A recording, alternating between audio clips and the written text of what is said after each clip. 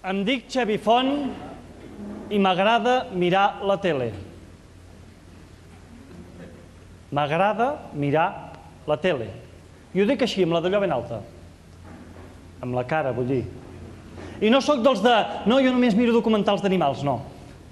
Bé, a no ser que contem Gran Hermano com a documental d'animals, que també podríem parlar. Però no, jo miro de tot a la tele, perquè no sé, a mi mirar la tele em relaxa, em distreu, la tele m'informa, la tele em fa somiar, a vegades literalment. Ah, però no. Sortir aquí en públic a dir això em converteix en un ésser amb un nivell cultural i fins i tot intel·lectual mitjà baix tirant a cutre. Aquí s'ha de llegir. Llegir qualsevol cosa, però llegir. Perquè llegir et cultiva la ment, llegir t'alimenta l'esperit, llegir t'acosta als déus, llegir és l'hòstia en patinet. A més té un avantatge, pots llegir el que vulguis, que sempre serà millor que mirar. En aquestes que estàvem parlant de l'última pel·lícula que havíem vist a Antena 3, no sé si era la d'un assassí en sèrie que violava la seva veïna després de matar-li el gos, que la van fer a les 4 de la tarda, o Buscando a Nemo, que va acabar a 1:45 de la matinada. El cas és que estàvem parlant d'aquesta pel·lícula quan s'incorpora a la conversa l'Esteve. L'Esteve és un de la colla, ve un de la colla. A veure, l'Esteve és el típic cas que quan teníem 14 anys els seus pares es coneixien amb els meus. I escolta'm, que el teu nano surt amb colla així els caps de setmana, amb amics i tal. Per què no truquen algun dia al nostre Esteve? Està sempre a casa, sol, no el truca ningú, es passa el dia llegint. I des de llavors que el truquem i l'Esteve ve amb nosaltres. No diu gaire res, està sempre allà amb un racó, però bueno, mentre no molesti. Ei, que si no fos per nosaltres l'Esteve no tindria amics ni al Facebook, I en això que aquell dia l'Esteve s'incorpora a la conversa, cosa estranya també, per dir, no, és que jo no miro la tele, jo llegeixo. Quina ràbia que fot aquesta frase, jo no miro la tele. Sí, perquè el que te la diu automàticament s'està situant en un pla superior al teu. Jo no miro la tele equival a jo no perdo el temps en tonteries, jo em dedico a coses més importants, jo llegeixo. Sí, doncs l'Esteve no es va aturar aquí. Diu, jo no miro la tele, jo llegeixo. Ara he acabat la trilogia del Senyor dels Anells, de Tolkien. Tolkien.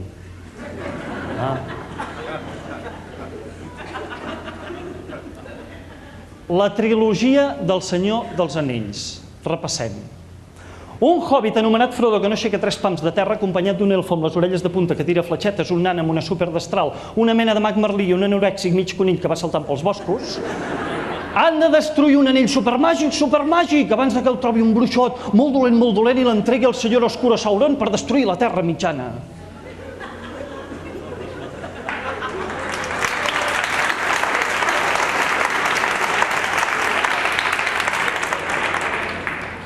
Esteve, tio, que gairebé tens 40 anys. Posem-hi 400 per arrodonir. Per 3 llibres que té la trilogia, això dona 1.200 pàgines. Posem a 2 minuts per llegir cada pàgina, això ens dona un total de 2.400 minuts, o el que és el mateix, 40 hores per llegir El Señor de los Anillos.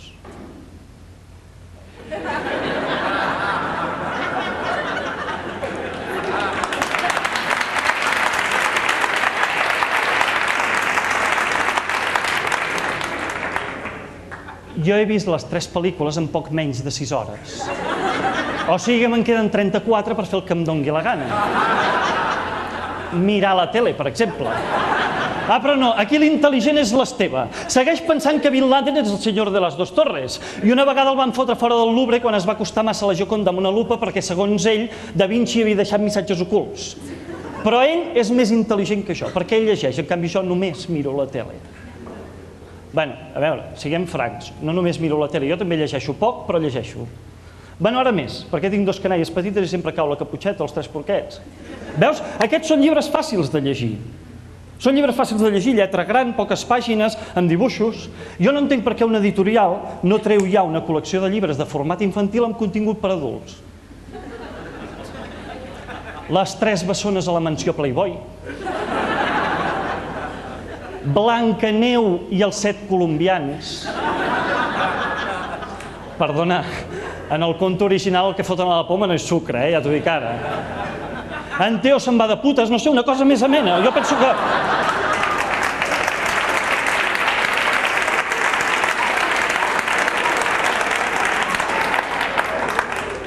Jo penso que tindrien sortida, contribuirien a augmentar el número de lectors d'aquest país i a més seria un bon regal per Sant Jordi. Em fot vergonya, a mi em fot vergonya. I comprar-la encara, però passejar-me pel carrer amb una rosa? Per tant, jo vaig a comprar les roses de Sant Jordi com qui va comprar droga.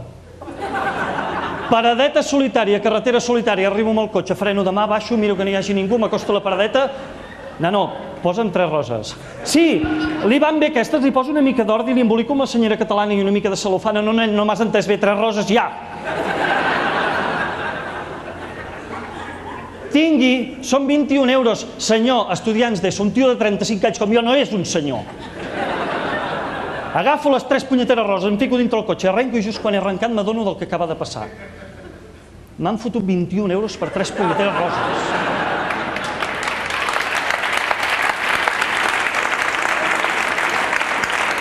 Llavors, arribes a casa, ho intentes explicar a la dona i et diu: oh, carinyo, però jo t'he comprat un llibre que encara és més car. T'agrada? Hi ha una altra frase que és bastant pitjor que aquesta. Es sol donar poques vegades, però el dia que te la diuen, que és aquella que tu estàs parlant d'alguna cosa de la tele que has vist i tal, i et salta algú i et diu: no, és que a casa no tenim tele.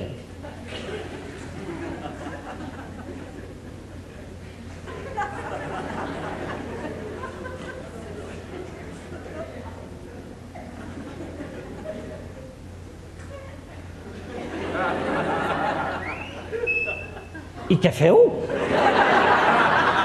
Oh, parlem amb la dona, es crea un vincle. Collons, jo també parlo amb la meva dona. A les mitjaparts i generalment de coses que surten a la tele, però també parlem. Sol anar lligat a casa no tenim tele i tampoc tenim carn a la nevera. Ni Coca-Cola, ni Pepsi, ni res d'això. Només hamburgueses de tofu, llet de soja i arrels de no sé què.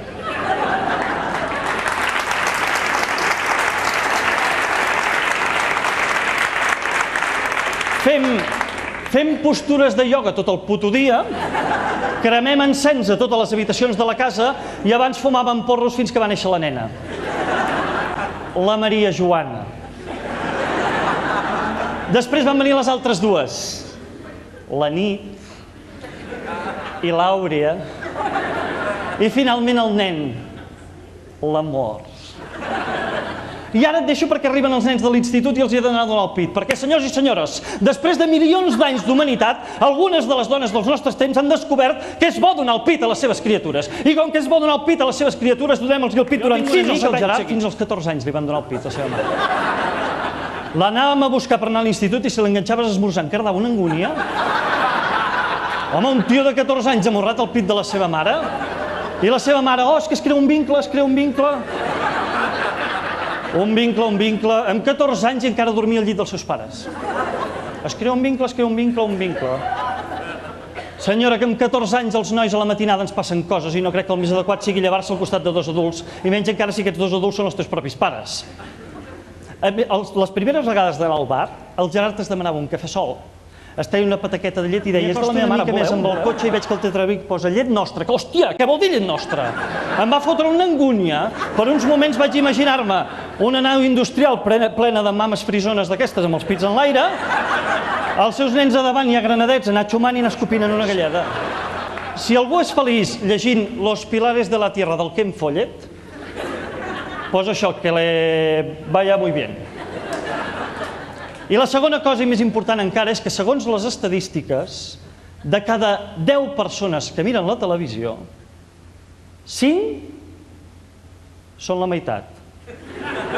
I això ho sé segur perquè ho vaig llegir una vegada en un llibre. Gràcies. Hem decidit que el guanyador és per la seva capacitat d'estructura del monòleg, per el seu domini en l'espai escènic, pel treball no només de text sinó també de posada en escena i capacitat d'interpretació, que el guanyador, i no es val dir guanyadora perquè no hi ha dones, el guanyador és Xevi Font. Felicitats!